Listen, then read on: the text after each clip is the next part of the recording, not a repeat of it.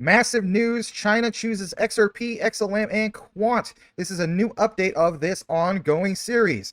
Big shout out to Lena Petrova over at World Affairs in Context. Give her a follow. Fantastic news. In this update, she points out Trump and Xi's surprise breakthrough U.S.-China trade deal announced at the Issuance summit.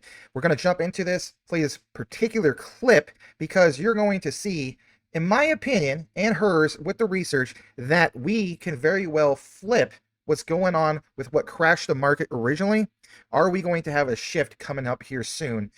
Real soon. So let's go ahead and play this. We'll be back in roughly a couple minutes. Here we go.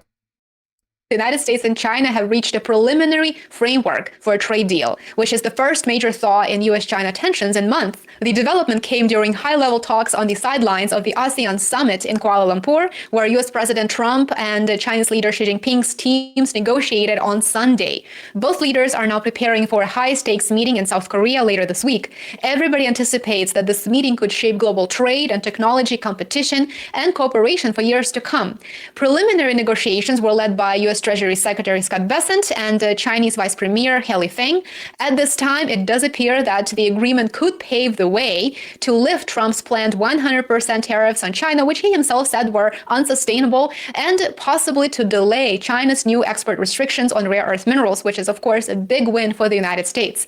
As I mentioned before, China controls roughly 70% of the global supply of rare earth minerals, which naturally provides immense leverage to China. Now, at this time, it is a tentative decision to lift 100% tariffs and to postpone the restrictions, but it does signal that there may be further de-escalation later this week. All right, so could we have further de-escalation, and would that be magical going into Thanksgiving, Christmas, and so on, right? Draw your own conclusion.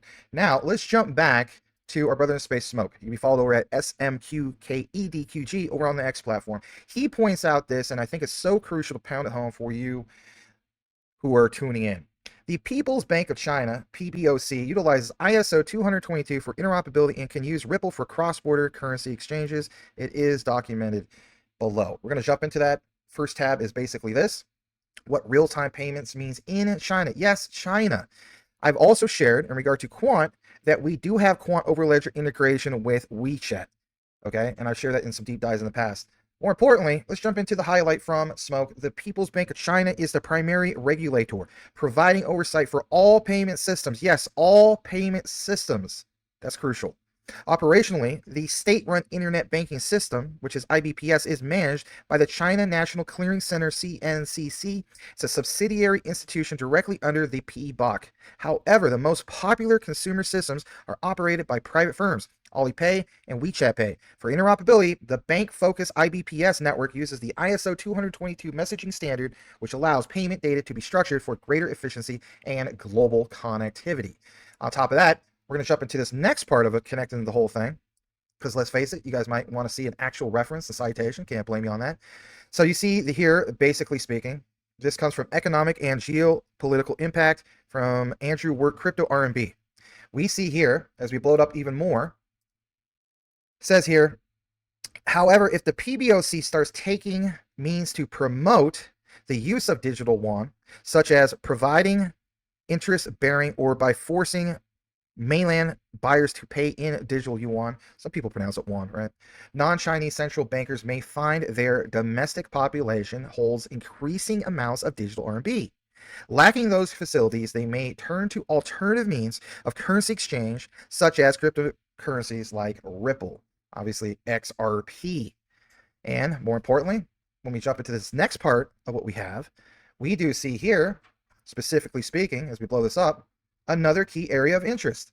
And in that, does it mention specifically more about China? It does. You see, in forging ahead with the central bank digital currency, PBOC may also render companies like Ripple, which uses its blockchain to facilitate cross-border transactions, redundant intermediaries for exchanges in RMB. How about connecting some more key insight for you all? Can't blame it. We also see more receipts. Smoke points out in a rare clip that Chris Larsen breaks down how the Interledger protocol will transform payments like shipping containers did for global trade. And here's the quote: everyone can get behind the Interledger protocol despite what the crypto police tells you, or the crypto Karens of the world. Americans, the Chinese, even the Gates Foundation, and they already have. Listen closely. I know it's a little bit blurry on here. That's not my fault, but nonetheless, we're going to play this. I'm not going to zoom in more because it's just going to get too blurry, but this is under 2 minutes. Draw your own conclusion about this from Chris Larsen as well. Here we go. Shipping container is super basic. And why it's so profound is before the shipping container, of course, shipping goods was super labor intensive, super inefficient, like moving money is today. You'd send stuff to a port. It had to be unpacked right there at the port, repacked. It was a huge drag on global commerce. And then along comes a shipping container. So the goods stayed in that container at the point of manufacturing, sent right to their local port through a truck, a train, then to a ship, back to another ship, another train, another truck, interoperable in any port around the world. And when that was created in the 1950s, 700% increase in global trade, completely transformed ports everywhere, created a Cambrian explosion of new types of shipping companies. It's exactly what you saw with the internet, by the way, and it's exactly what you're going to see with a very low level. Again, that can't be Bitcoin or Ethereum or the XRP ledger. That will be a part of what happens here. But those things are heavy. They're thick. They're shipping companies with certain features that will never be acceptable to everybody in the world. You need something super low level, something like the interledger protocols. Well, again, what we believe in, which is super basic, is not. It's not a ledger, and just like not a shipping company, but something that the Chinese can get behind. You can get something in the developing world could get behind. Gates Foundation could get behind, which they have. The Americans could get behind. Very basic, very simple, and also very importantly, if you deploy a shipping container in Los Angeles, the port of Los Angeles, it has no effect on the shipping container being used in Amsterdam or whatever the port is there. That's not true with databases. One additional entry to the Bitcoin ledger or to HSBC's ledger creates scalability issues to everything else in the system. That's why that can't work to be that network of networks. Right, that network of networks. And what he's also referring to there with the Gates Foundation, we've done some deep dives about this, Moja Loop and so on. There'll be an end-screen card that will take you more into why that's important in regard to Microsoft. Take you more into this outline and why it matters to you. Let's pull up more receipts. Smoke, doing it big once again. Chinese Yuan connection to CryptoSDRs. He goes deep on this one as well. What do we have? Well, we've talked about this. We even had Smoke on the program a few times with Jesse of Apex Crypto Consulting. We see here specifically, as we shrink this down just a tad bit to make it fit on the screen, the initial motivation for the issuance of crypto SDRs was to fill the gap caused by insufficient gold or freely convertible currencies as international reserves and to maintain stability in the foreign exchange market.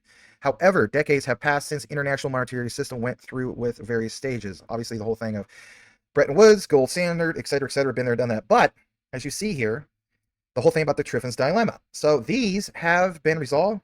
Do you think so? SDRs have not truly played their expected role in stabilizing the foreign exchange market and supplementing the shortage of international reserve currencies. Since the birth of Bitcoin in 2009, the traditional information internet has been upgraded to a value internet. Again, hence internet, or I should say, hence Ripple, with their slogan of enabling the internet of value. They're done building the internet of value. Now they're going to look to enable it. Again, why I'm so bullish on the ISO 222 mandate. We see here a value of internet of credit transmission and blockchain technology has facilitated innovation upgrading in the traditional financial industry. Quote, blockchain plus finance has been upgraded from, quote, financial internet to internet finance. Even think about that in regard to Quant, because they are the standard for building on blockchain and they are the standard for digital finance. Don't believe me? Look that up for yourself. Ultimately achieving the global application of technology finance. In this book, the author proposes combining these super sovereign legal attributes possessed by SDRs with the credit of international organizations of blockchain technology to create a new super sovereign currency, crypto SDRs, and based on this, build a new international monetary and financial system. And this other area points out this idea is an important fundamental role in solving inherent flaws of the current international monetary system, promoting the development of emerging economies, enhancing the international status of Chinese yuan, and solving macro level issues, so on and so forth. But at the same time, after the birth of crypto SDRs, they will also be of great help to various industries at the micro level, especially in the fields of payment, banking, business, credit system, equity certification, insurance business, financial audit, technology supervision, notarization, and energy. So when we get further into this, you're going to see yet another example of how I personally feel that Ripple is the IMF, and if anything, XRP is the eSDR. Okay, so what do we have? Well, for one, I just want to quickly highlight the actual reference that you see here. This came from the Springer Nature Singapore PTE Limited 2024 study on the creation, impact, and legal issues of crypto special drawing rights, modern China, by the way, and international economic law. It's right there for your own reference if you'd like to have it. Getting further into this, this is my own particular research, so shout out to me. All right, what do we have here? Well, for one, it's the IMF, their official YouTube page, CSO Town Hall with IMF Managing Director Lena Georgieva. Listen to this, because she's going to specifically mention some real juicy info to pound home everything you heard from Smoke, Jesse, and myself about Ripple. Yes, Ripple. The terminology matches up when it comes to this whole thing of these special drawing rights. We're going to play about roughly 1, 2, 3, 4 key segments, maybe 5. Listen to it for yourself. Very, very profound. This might be the main highlight of this video. Stick to the end. It'll be worth your while. And if I have earned your like, I get it, I will. Let's get right into it. Let's play this. Here we go. We have expanded significantly concessional capacity of the fund, and we will continue to work on getting our well-off members to give us a chance to use temporarily their SDRs to on-lend on concessional terms to those who need it. Have been doing to promote this greater use? Could the IMF be more forceful making the analytical case to show the need for a new issuance? Also, there are no technical limitations for advanced economies to use SDRs to replenish the CCRT. Could the IMF just, in the same way that it's encouraging members to use SDRs to replenish the PRGT, also encourage them to use SDRs that they are not using to replenish the CCRT, and then the CCRT could actually provide relief to more than the 29 countries that it is currently supporting. Thank you very much. Got a little bit more here. Continue to listen to this. It gets really, really good. Let's pull this up as well. For emerging economies, developing countries. And at that time, in March, actually, I put forward a proposal for a new SDR allocation. We're going to pause there for a second. A new SDR allocation. Who would solve that problem? Are you really going to go back to the late 1960s and just do it all over again? No, you didn't have technology. So this new SDR has to be Ripple. And we have cited this in our research. And again, I can't explain all in this one video. It'll be too long. But I'll also link you up to those end screen cards where you can watch and learn that for yourself, especially if you're new to this channel. Let's play a little bit more about this. I think it's so crucial. A little bit more from Lena Georgieva, the head honcha over at the IMF. Here we go. Somewhat different situation in which, for majority of countries with good fundamentals, markets are open, they function. So that major central banks have opened up swap lines. This is easing the pressure that otherwise would have been very, very strong for a new SDR allocation to be done very rapidly. New SDR allocation to be done rapidly, citing what's going on with the central banks and so on. Ladies and gentlemen, you literally see what's going to be happening right before your eyes, bringing you the receipts with the key highlights, because I realize people aren't going to sit there and listen to this for 5 hours and so on. That's why I went through the transcript and got this for you. The other area I want to jump into, basically speaking, is this other area that's so crucial as well. Listen to this. This is also good in regard to specifically a little bit more about the SDR. This last part, actually. Let's play this. Here we go. How would that link to the Catastrophe Containment and Relief Trust? We actually haven't been thinking about that, because for the trust, we need grants. And SDRs, they're loaned. They cannot be granted. But it is an interesting idea to see whether we can do something in that universe, and I certainly would follow up on it. All right, so I'm cutting it off right there in regard to the SDR. The other key area I want to jump over to now is, believe it or not, the Quant network. I shared a little bit of this on basically a few days ago, okay, where we basically talked about BlackRock and some other key companies, okay? So for one, I want to at least share that with you. The road to digitalization, why UK capital markets are a make or break moment. And as you see in the tags, let's pull it up all the way to the bottom. BlackRock, capital markets, again, finality. I would encourage you to listen to the video. I just wanted to highlight that. Now, why am I highlighting this again? Here's why. As we go over to here, another thing from the IMF, highlighting specifically capital markets once again. Listen to this. This is from GT Denmark, Europe at a crossroads, growth, resilience, and strategic autonomy in a changing world. You have to keep in mind this discussion when it comes to the Council of Economic and Financial Ministers in the European Union in a conversation about specifically capital markets. And more importantly, you'll see how we connect this to energy unions. This is so big, most people do not realize what is being discussed behind the scenes, because let's face it, who realistically goes to the IMF YouTube site and listens to this stuff? Well, I do, but I'm going to bring it to you guys for you don't have to take the liberty of listening to all this, let's face it, jargon. So for one, let's play this. We'll be back here in just a brief few minutes. Here we go. And then the companies went elsewhere, and that shouldn't be the case going forward. So we need to cut red tape, and we need to be better at making better rules in the future when we make new rules. That's an important part. And then capital markets, more integrated capital markets should also be a priority, just to mention a few. Mm-hmm. But what is happening? When I talk to ministers, everybody agrees on this is the right set of solutions, except for maybe common debt. There's no such agreement, but on all of the other stuff, there's broad agreement. And what is happening? Because these reforms have been discussed for years on end, and they never made any progress. What is different now, and how would you overcome these obstacles? Well, I'll tell you the answer. What's different now is we finally are getting to the finish line when it comes to regulations and so on. We're finally getting to some key dates when it comes to, obviously, the ISO 222 worldwide mandate. So this is why we pay attention to these things. That's what's coming next, and that's what matters. And this is in alignment. This capital market talk is in alignment with what the Quant network literally is doing. Because again, when you go back to it, again, the road ahead, why UK capital markets are a make or break moment. Again, the discussion, Gilbert Verdian, and you see all this. You see all this in regard to not just BlackRock, but other big names, Finale, and so on. Again, I'll read this quote because it's great from Gilbert. The digitalization of capital markets isn't just an incremental improvement. It's a fundamental reimagining of how value, yes, Ripple with the Internet of Value, right, moves through our financial system, but Quant providing that interoperability to everything. That is so major. The other area I want to jump into is, remember how we talked about energy? Think about this for a second. I'm going to show you an example of utility in motion, but not quite there yet, right? We had to build the rails. We had to build the technology. How is it orchestrated?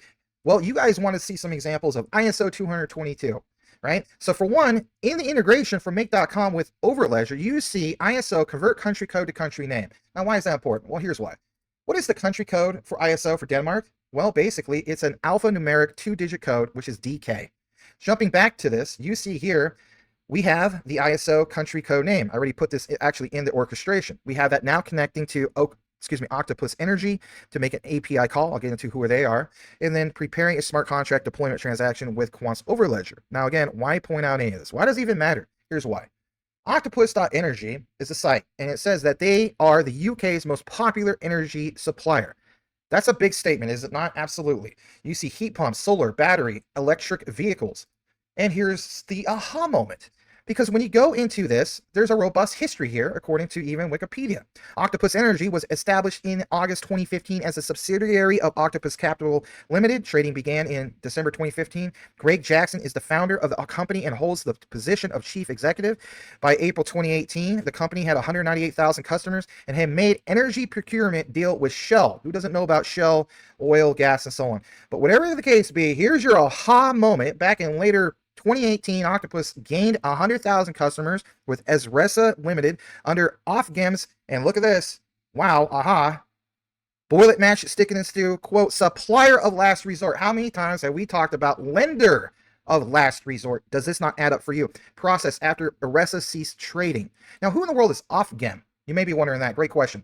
As we take you to that, they are an abbreviation for the Office of Gas and Electricity Markets, and they are the government regulator for the electricity and downstream natural gas markets in Great Britain. My goodness. It was formed by the merger of the Office and Electricity Regulation, OFER, and the Office of Gas Supply, Ofgas. All right. Apparently, they're a big deal. Absolutely. A very, very big deal. Now, watch this. Basic search. The Office and Gas Electricity Markets, Ofgem, is a UK regulator, while ISO TC 307, by the way, if you're new, the Quant Network standard, is an international organization for standardization ISO technical committee. They are separate entities with distinct roles, but their work may overlap in the development of blockchain distributed ledger technology for the energy sector. A little bit more about this. Did Ledger Insights or anybody else ever cite anything about Shell, BP, and others in regard to distributed ledger technology? Well, boom, boil it, mash it, stick it in stew. Once again, We see Shell, BP, and others using DLT for gas trade confirmations. This was originally reported September 12, 2023, by the way. And you see this ecosystem even with some other familiar players. That's big. And at least at the time, that was a joint venture, DLT gas joint venture, which at the time mentioned venture members that you saw on that list. And they have all these things with apparently what they had going on back then, because it leads to this other company called VAKT. Now, why point that out? Well, it says here, the DLT experience of several of the members, 4 of them a part of CCI or Macquarie, are participants in another DLT post-trade venture, which is UK-based VAKT, which targets the oil sector. VAKT is one of the most mature DLT joint ventures and has been roaring success. All right, watch this. This is interesting too. For a platform like VAKT to be successful and integrate with other systems in the global commodities market, it needs to adhere to a common set of standards. This is where the work of ISO TC 307 becomes critical. And what does it literally show here? Because of interoperability, because of security and governance, because of standardization. And oh, by the way, Gilbert Verdian, no big deal. He just has over 20 plus years in cybersecurity experience.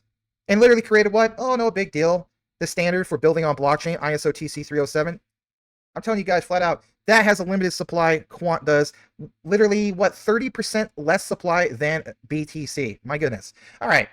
XLM was also part of that thumbnail, was it not? Absolutely. We're going to go to onesafe.io. You see here unlocking crypto payroll potential in Asia with Stellar. Shout out to all you guys who also have things like ZBEC, ZBCM, because we know they play a key role when it comes to ADP. And we also know that Quant's Overledger has integration with what? ADP. Do you not understand how all of this comes together with an ecosystem that most simply do not realize? As we see also here, September 22nd, 2025, this write-up, and whoa, my oh my, was it nice write-up, points out here specifically how this gentleman came across a post in recent, or I should say with Stellar's recent market moves about the key for Asian fintech startups to completely revamp their payroll systems. There's a lot of chatter with Stellar hitting some significant resistance levels and shuffling through protocol upgrades. Obviously, protocol 23, right, with Sorbonne.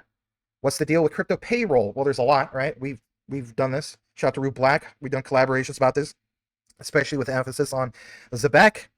But given the rising demand of these crypto payroll solutions, understanding how Stellar's market behavior affects the space is pretty crucial for Asian fintechs. So why does this all matter? Well, it's the protocol 23 upgrade. By definition, that's Sorbonne. And we see that that will give a big boost for smart contracts and scalability, especially when it comes to Stellar. These upgrades could help automate payroll, saving time and money. Imagine getting rid of human error and ensuring everyone gets paid on time in a cutthroat job market. It's pretty important.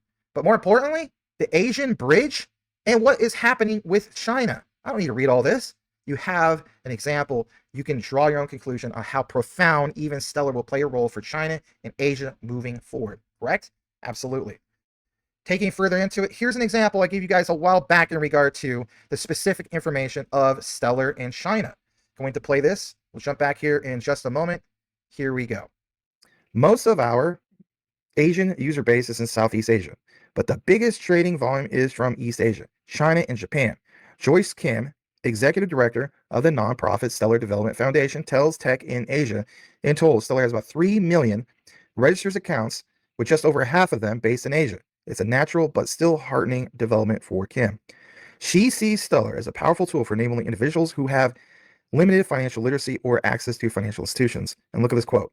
Financial services are a keystone right, enabler, or blocker, depending on where you are in the world. In Stellar, strongholds, I love that, stronghold, shout out to the stronghold community, right? Like Indonesia, where just 51% of the population have a bank account, it's not surprising that survey shows up to 82% of people want more payment options. All right. Especially with the whole thing of NEOM being that plug to over 80% of the world. Yes, so understanding, like it says, Stellar rewrote the rules of cryptocurrencies. Now users in Asia are leading its growth. That's the top part of that. I just want to give you more examples to pound home all of this. All right, what about other examples literally shared on X? Literally from Stellar, not from Maximus Crypto, not from Smoke, from Stellar. As you see here, 2017, Stellar co-founder, the man, the myth, the legend, Jed McCaleb on stage at the packed crypto-minded event in Shanghai, China at that time, basically talking about how all this came together, all right? How about another example?